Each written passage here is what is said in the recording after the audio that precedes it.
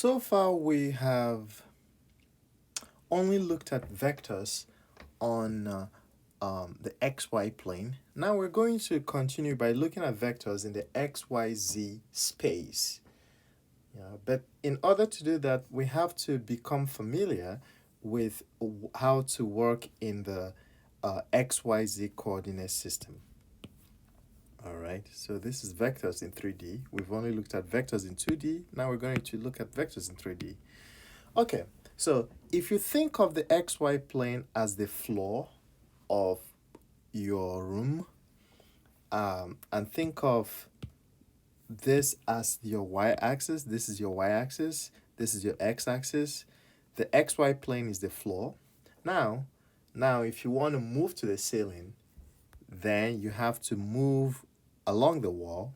So think of the wall as your z-axis, maybe the edge, one of the edges or one of the pillars if you live in a mansion or something like that. So this is the z-axis. Okay, so we can plot points in the xyz plane.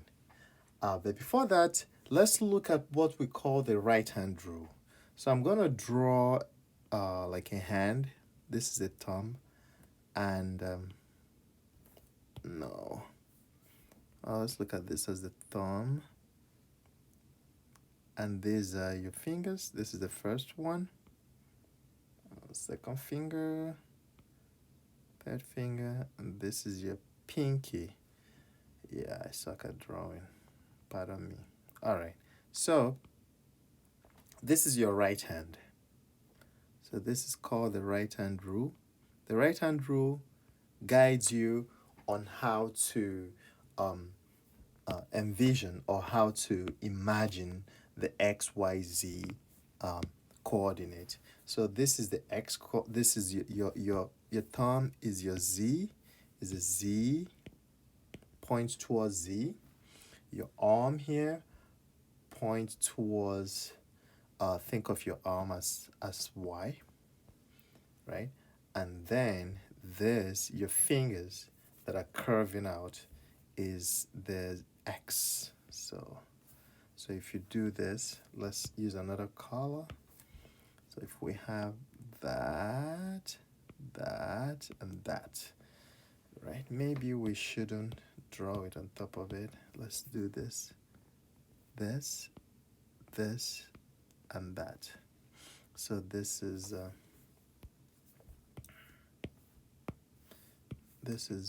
Z, Y, and X. All right. Now, what I want us to do is to plot a few points in the XYZ space. All right. We know how to plot points in the XY plane.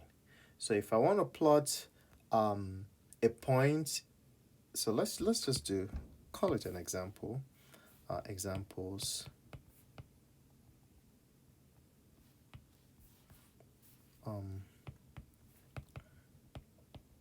Plot the points.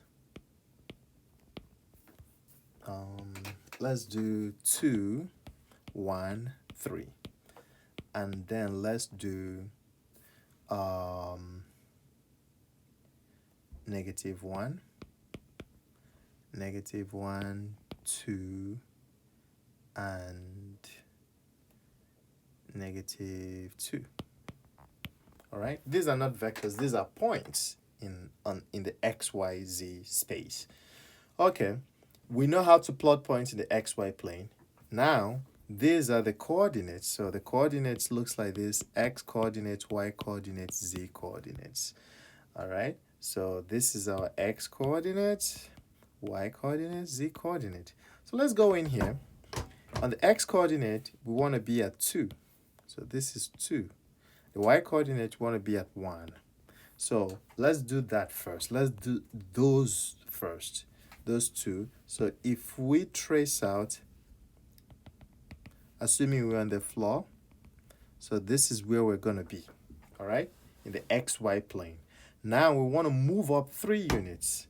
So we want to move up on an imaginary axis that is parallel to the Z to the z coordinate, sorry, to the z axis.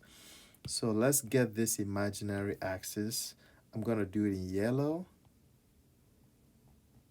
Oh no, let's do it in yellow.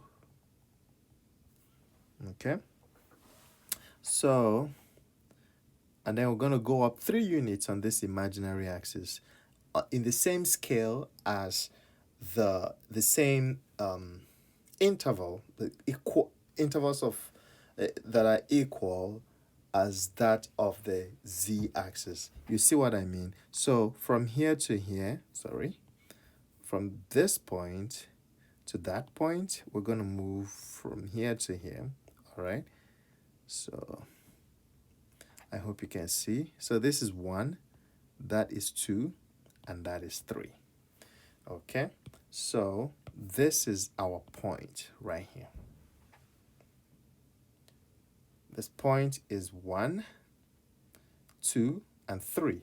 So if you move 1, 2, 3, you will see that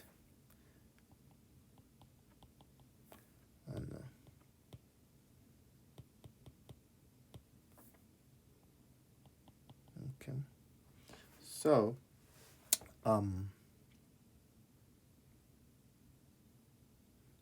okay, so that's our point. Get rid of all this thing I just drew. All right, so this point is 2, 1, 3. Okay, let's try another one. Let's try another one. -1, 2, -1, 2, and -2. Again, you first go on the xy plane. So this is -1 on the xy plane, -1, -1 on the xy plane, and then you have 2 on the -1 on the x-axis, 2 on the xy plane. So you go, so you're gonna be here, right? And then you move down 2 units on an imaginary axis that is parallel to the imaginary axis that is parallel to the z-axis. All right, move down 2 units on this imaginary axis. So we're going to move down 1 and then 2 over here. Okay, so this point is -1, 2, -2. I just want to point out something, right? If you're looking at where the point is, it might be a little confusing. You might say, okay, but this is not directly on 2 on the x-axis, and this is not directly on 3, sorry, directly on -2 along the y-axis, and not directly at 3 along the, sorry, along the z-axis, and not directly at 3 for this one along the z-axis.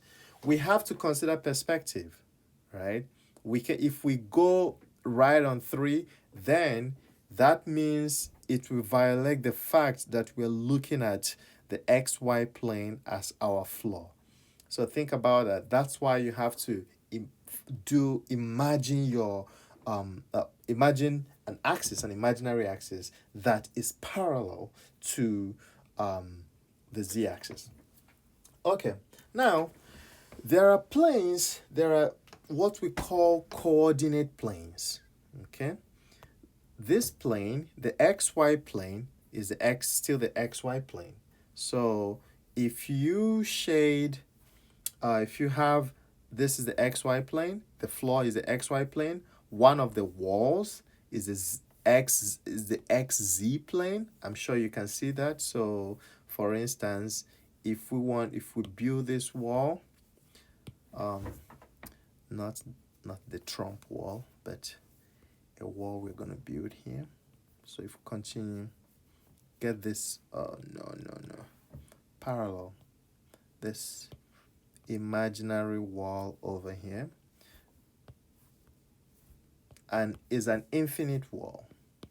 this will give you the XZ plane, and so forth. So these are called the coordinate planes. So the coordinate planes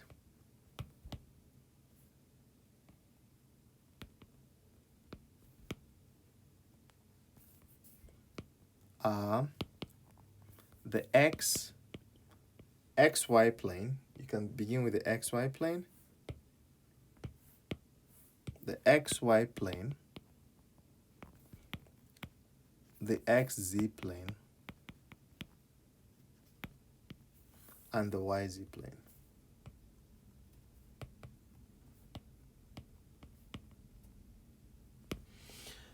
All right. Now, we can also think of other planes, right?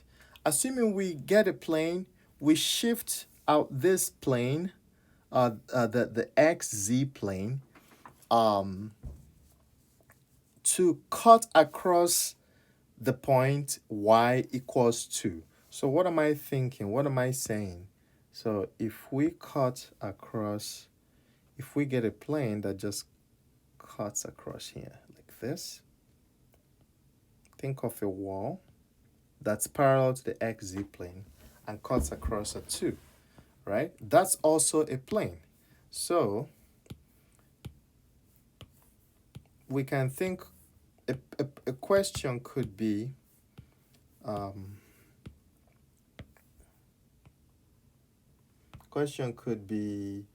sketch a plane that passes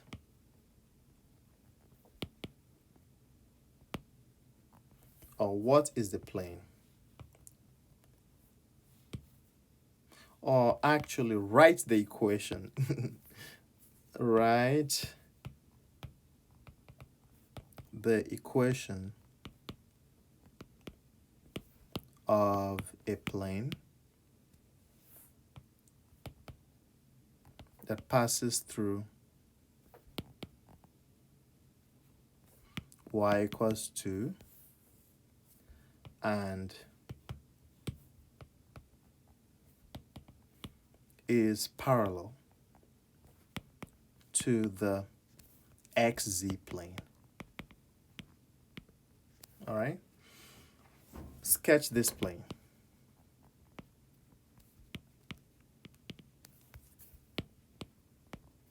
We've already done this one. We already did it.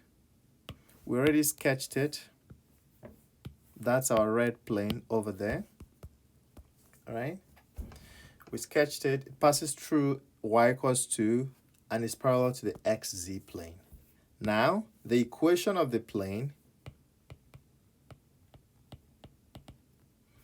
is very easy. The equation is just y is equal to 2. That's it. Y equals 2. Just like the equation of a line that passes through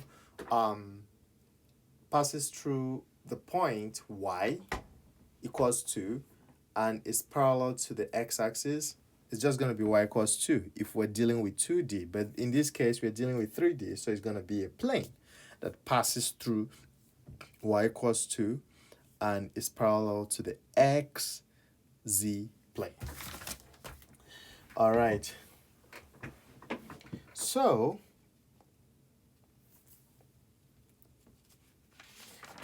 just like we can find the distance of the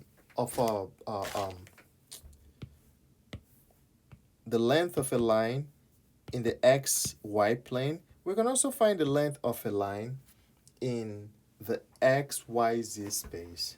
So the distance formula, the distance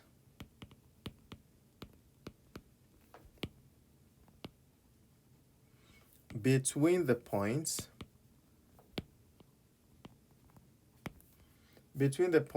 P is x1, y1, z1, and the point Q is x2, y2, z2. This distance is given by the formula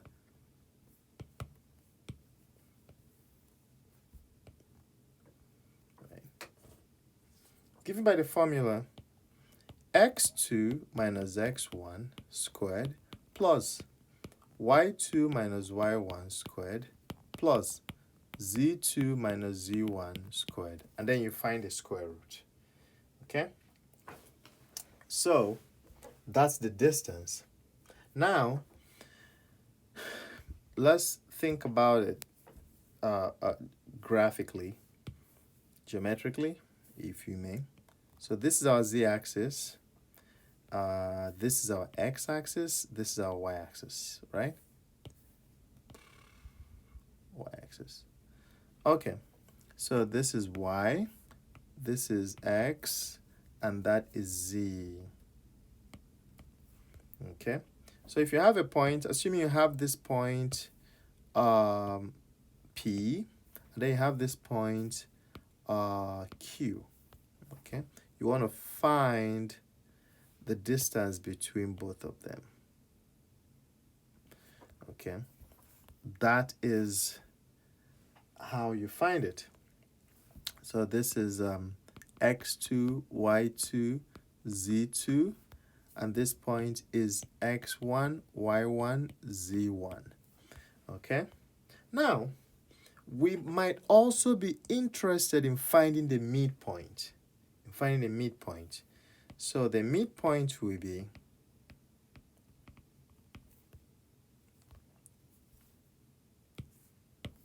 just like we used to do in a pre-calc. The midpoint is going to be x2 or x1 plus x2 divided by 2, y1 plus y2 divided by 2, and then z1 plus z2 divided by 2. Be careful, this is now plus x1 plus x2 divided by 2 and so forth. But it should make sense. If it doesn't make sense to you, just review midpoint from pre-calc, or just send me an email and we can meet up and figure it out. All right. And I want to point out that this formula, it looks like an extension of the distance formula in 2D, but it takes a little bit of work to get to this point, actually. But we're not going to go and start proving it or trying to figure it out. I'm just going to leave it like this. It's a very nice formula because it's an extension of what we have in 2D, but just know that proving it is not that is, oh, to be honest, it's not too difficult, but it's not just very straightforward. All right. Now, another thing I want us to do is the equation of a sphere. All right. We know the equation of a circle. How do we get the equation of a sphere? Again, this is something we can also that is also just an extension of what we have in 2D, an extension of the equation of a circle, and you will see why. So a sphere centered at A, B, C, at the point A, B, C, with radius R, is the set of all points satisfying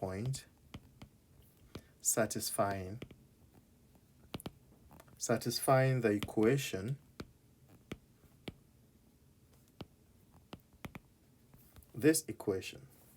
x minus a squared plus y minus b squared. Now think about this. If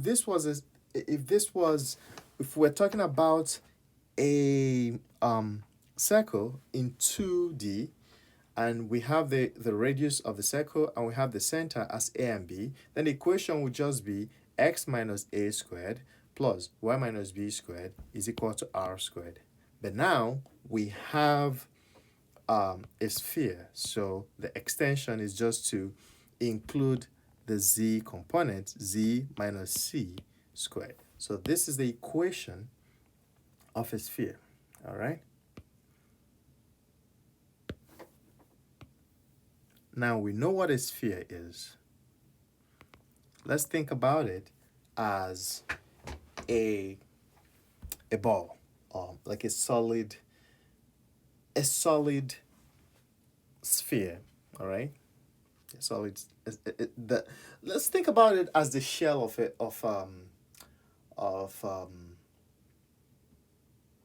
Well, how do I put this?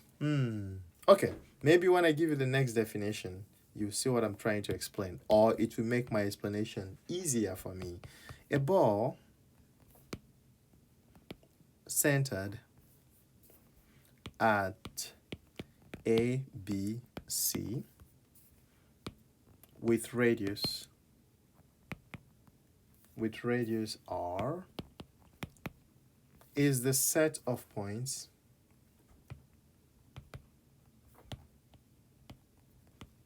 satisfying the inequality. The inequality x minus a squared plus y minus b squared plus z minus c squared is less than or equal to r squared. So a ball is an inequality. So ask yourself, why is this an inequality? All right. So one way to explain this is that we can look at the sphere as the shell of a ball. And then we can look as a ball as a filled-in square, as a filled square. Like you have a sphere and you fill it in. So if you have, so a sphere is just this, right? Like the shell of a ball, like the shell, right? Meanwhile, a ball would be like everything inside the sphere is filled up, like solid. Everything is filled up. So this would be a ball. Okay. I hope that makes sense. Now, let us do some examples. Let's do some examples.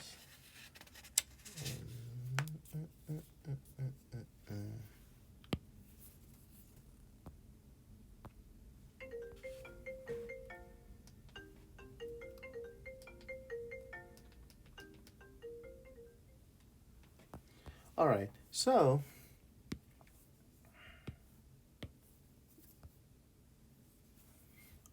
example 4.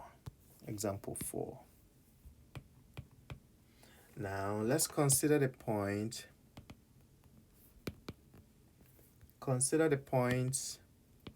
Pay very close attention to these examples. So let's consider a point 1, 2, -5, and let's consider another point 3, 4, -6. All right, we would like to find an equation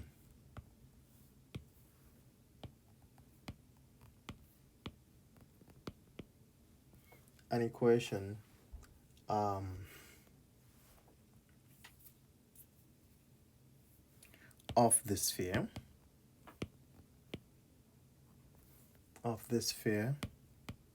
for which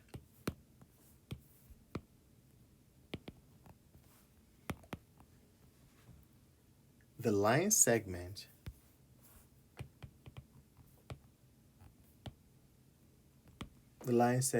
PQ is a diameter. So this is a loaded question. First of all, let's look at the line segment. So this is P, this is Q. Now, let's make it a little shorter. So this is a line segment P and Q. All right? And we have a sphere Well, let's look at the sphere first. Think about it this way. Sorry. We have a sphere.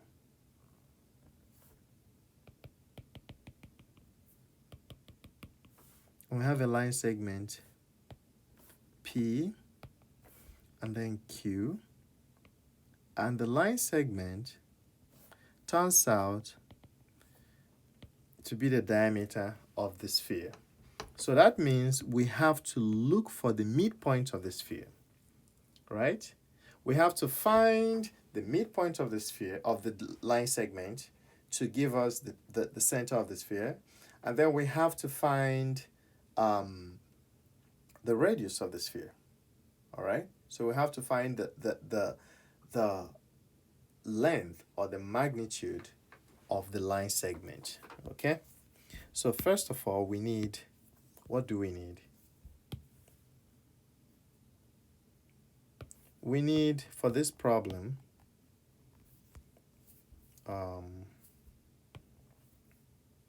radius, because we want the equation of the sphere, radius, but this radius is half length of PQ. And then what else do we need? We need a center. But the center is the midpoint of PQ, the line PQ.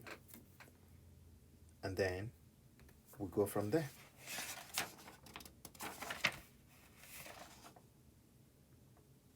All right, so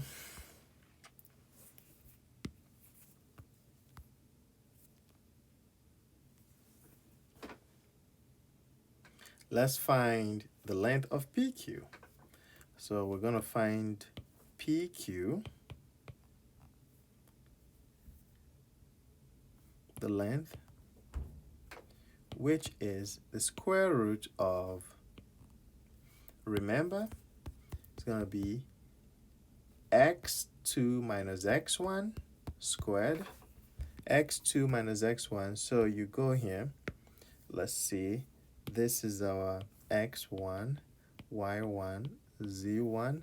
This is our x2, y2, z2.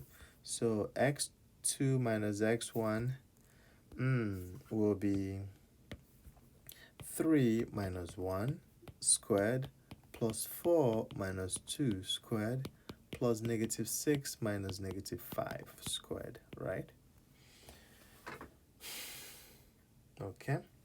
So if you calculate this whole thing, check this. This is going to give you square root of 161 because I did it before.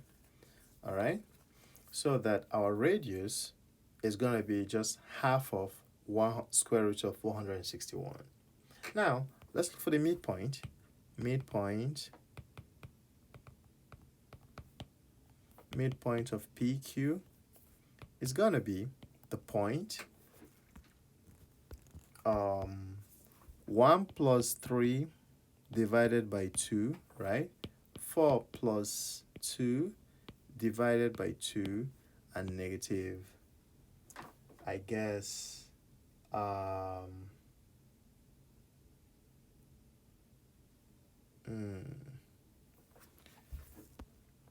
think, no, hold on.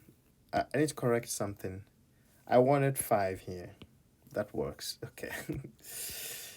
So this is gonna be minus 5.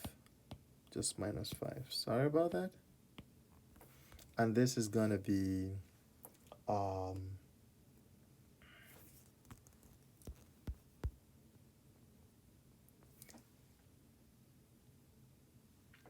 negative 5 or negative 6 plus 5 over 2.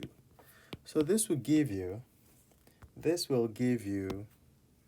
2, 1, and then negative 1/2. All right, so that's the midpoint. So the equation we want, so center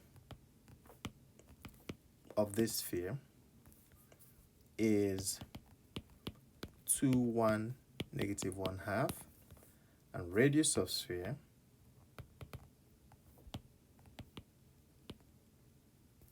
is gonna be no, square root of 161 all over 2. So the equation